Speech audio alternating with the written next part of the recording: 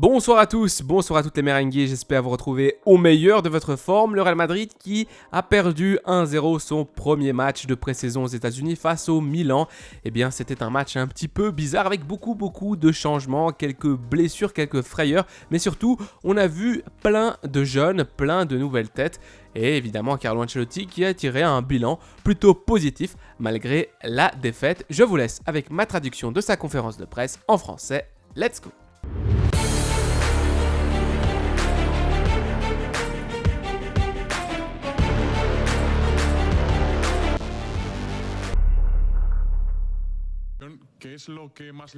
Qu'est-ce qui vous a le plus plu dans l'équipe aujourd'hui? Qu'est-ce que vous retiendrez du Real Madrid?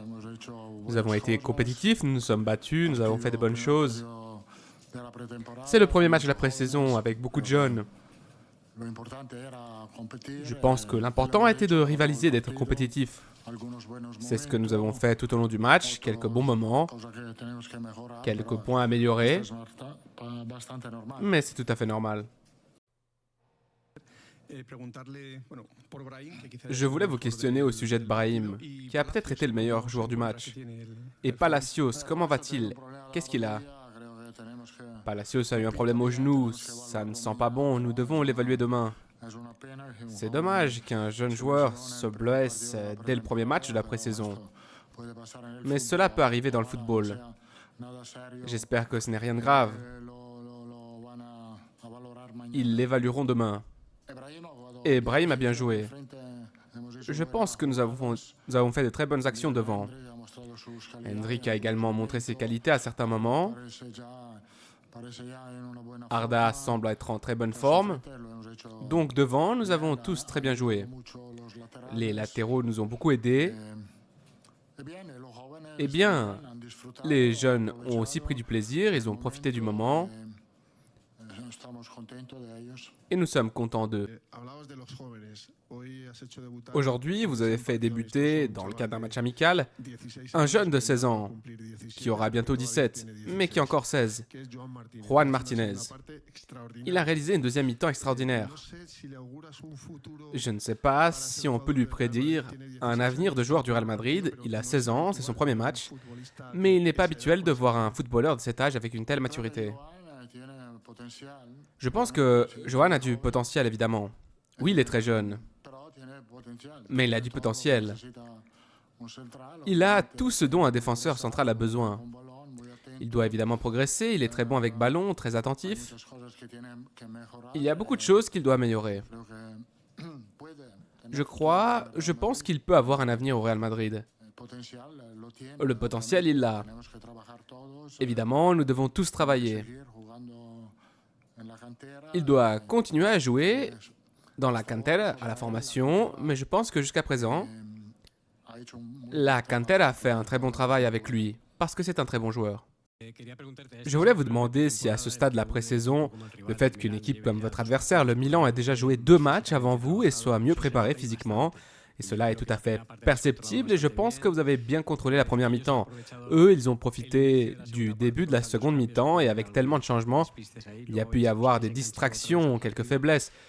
Puis vous êtes revenu dans le match. Je pense que de ce point de vue, l'évaluation doit être positive, non? Oui, le bilan est positif. Car comme je l'ai dit, pour les jeunes joueurs, c'est une grande illusion, bonheur de jouer ce type de match.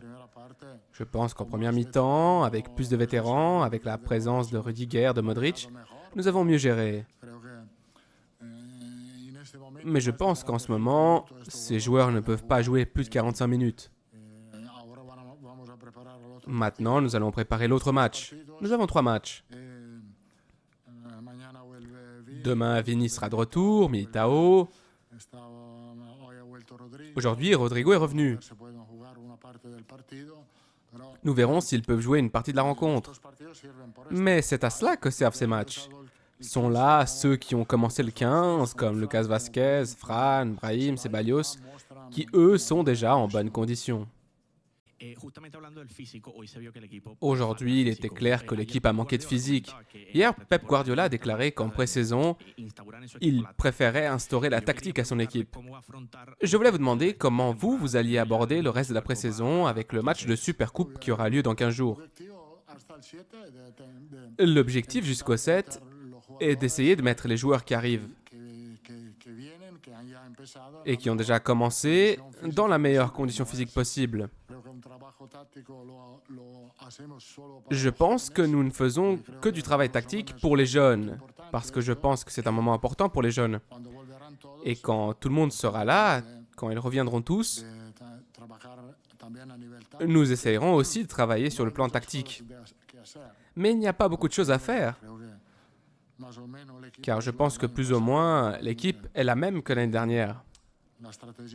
Et donc, les stratégies que nous devons adapter ou mettre en place sont claires pour tout le monde. Il est évident que nous devons adapter aussi les nouveaux joueurs, mais nous le ferons petit à petit. On ne peut pas penser à faire adapter Mbappé ou Henrik en 5 jours. Nous le ferons petit à petit au fil du temps. Vous avez commenté qu'il y a des joueurs qui ont fait leur début. Nous parlions de Juan Martinez. Je voudrais vous demander ce que vous avez pensé d'Henrik, qui est un autre joueur qui a fait ses débuts. Et quelles sont les choses que vous avez appréciées et celles qu'il doit encore améliorer selon vous? Merci beaucoup. C'est difficile de tirer une conclusion. Ce que je vois, c'est qu'il a quelque chose de spécial. Il est très rapide, très puissant dans les petits espaces. Il est capable d'atteindre une vitesse maximale dans un espace très réduit. Il est très habile à l'entrée de la surface. Ce sont des qualités qu'il possède. En ce sens, c'est un talent. C'est un grand talent parce qu'il est assez rare de voir un joueur avec ce genre de caractéristiques. Vous parliez tout à l'heure du changement physique d'Arda Güler qui est très bien arrivé, en bonne forme. Je l'ai vu beaucoup aider en défense. Je ne sais pas si c'est l'une des demandes que vous avez formulées, à savoir qu'il travaille davantage pour l'équipe. Il s'est très bien déplacé sur tout le terrain, faisant le lien avec ses coéquipiers. J'aimerais savoir comment vous l'avez vu au cours de la première semaine d'entraînement. Il est très bien arrivé, il s'est très bien entraîné. Pendant les vacances, je pense qu'il a fait du très bon travail, parce qu'il est arrivé dans une bonne condition physique, plus puissant, plus résistant, mais toujours avec la même qualité. Je crois que cette saison sera importante pour lui, avec plus de protagonisme que l'année dernière. Hier, vous avez semblé ouvrir la porte à l'équipe de jeunes en disant que le groupe était fermé et que vous comptiez beaucoup sur les joueurs de la Fabrica. Je voulais savoir s'il y avait une décision concernant certains joueurs, certains jeunes, que vous ayez décidé de garder à Madrid, qu'ils ne partent pas, car vous comptiez sur eux pour cette saison. Pour les défenseurs centraux, tu dis? Non, n'importe quel poste. Je crois que certaines situations sont encore en suspense pour les jeunes joueurs. Mais les défenseurs centraux sont là. Jacobo, Juan et Raúl Asensio se relayeront. Ils s'entraîneront avec nous pendant cette période jusqu'à ce que Alaba soit rétabli. Entre nous et l'équipe des jeunes de formation, je pense qu'avec Raúl et Arbeloa, nous allons préparer un plan pour que les trois puissent profiter de ce moment et s'améliorer. Lors des saisons précédentes, vous avez parlé de l'intensité du pressing. Vous pensiez que cette équipe ne pouvait pas presser haut tout le temps, que cette équipe devait avoir des moments où elle fluctuait et passait un bloc bas. Je ne sais pas comment vous avez perçu l'intensité du pressing aujourd'hui. Est-ce que vous visez cette saison? Pensez-vous que Madrid est encore à ce stade où on ne peut pas non plus presser haut tout le temps? Je ne veux pas être constamment haut, car c'est trop risqué. Je pense que nous devons presser quand c'est le moment de presser fort. Et je pense que nous pouvons le faire parce qu'à l'arrière, nous sommes assez rapides et forts dans les situations de 1 contre 1. Il y a des moments où l'on peut y aller. Nous devons travailler là-dessus, presser en 1 contre 1 dans la moitié de terrain adverse. Vous avez commencé avec un 4-3-3, puis il y a eu plusieurs changements en raison de blessures. Alvaro a également terminé le match avec des problèmes physiques. Je voulais savoir comment il allait. Et ces changements que vous avez faits, si vous prévoyez de recommencer avec un 4-3-3 au Classico, ou si vous allez faire des changements de ce genre. Eh bien, nous avons joué en 4-4-2 parce que nous n'avions pas d'autre milieu de terrain. Sinon, nous aurions joué en 4-3-3. Alvaro avait une entorse à la cheville je ne pense pas que ça soit grave. Comme je l'ai dit l'autre jour, cette équipe peut jouer en 4-3-3, en 4-4-2. Cela ne change pas l'idée de jeu que nous avons. Cela change seulement l'aspect défensif.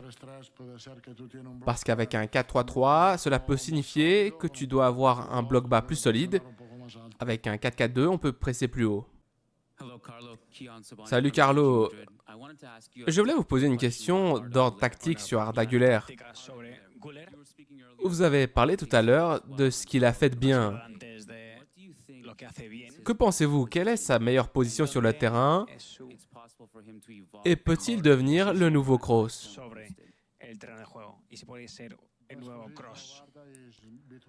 La meilleure position d'Arda est entre les lignes. En tant que 10 aussi, ou à droite. Je ne pense pas qu'il joue aussi bien à gauche qu'au centre ou à droite. Avec son pied gauche. Je pense que sur la droite, il aura plus d'occasions de tirer. Et je pense que dans le futur, lorsque tu joues avec 3 joueurs au milieu de terrain, je pense qu'il pourrait être l'un de ces 3 joueurs. 2 mots sur Milan. Qu'est-ce qui vous a impressionné? Y a-t-il un joueur, une particularité tactique? Je vois que sur Twitter, tout le monde parle de Liberali, un garçon de 17 ans qui a joué et a donné une passe décisive. Qu'est-ce qui vous a impressionné en général? Une équipe qui essaye de jouer depuis l'arrière, qui aime avoir le ballon. Je pense que c'est ce qu'ils essayent de faire et qu'ils y parviennent plutôt bien. Il y a des jeunes joueurs comme le gardien qui est très jeune. Je pense qu'il est très bon. Liberali, Camarda.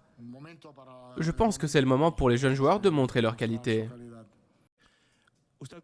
En tant qu'entraîneur du Real Madrid, quand il s'agit de faire débuter tous ces jeunes qui ont débuté aujourd'hui, leur donnez-vous des instructions spéciales pour gérer la pression ou l'anxiété? Ou s'agit-il simplement d'une compo de plus? Non, rien de spécial. Je leur ai juste dit de profiter du moment, car jouer sous le maillot du Real Madrid n'arrive pas à tout le monde. C'est donc un moment très très important pour eux, je pense. Ils ne peuvent pas le gâcher avec de l'anxiété et de l'inquiétude. Ils doivent profiter et je crois, d'après ce que j'ai vu, qu'ils en ont profité.